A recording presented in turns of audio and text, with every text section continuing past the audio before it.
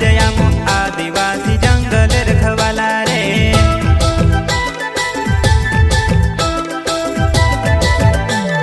चल जंगल जमीन काजे पूजे रे आदिवासी दुनिया ने रखवाला रे। बाप देव खतरी काज पूजे रे आदिवासी सबसे निराला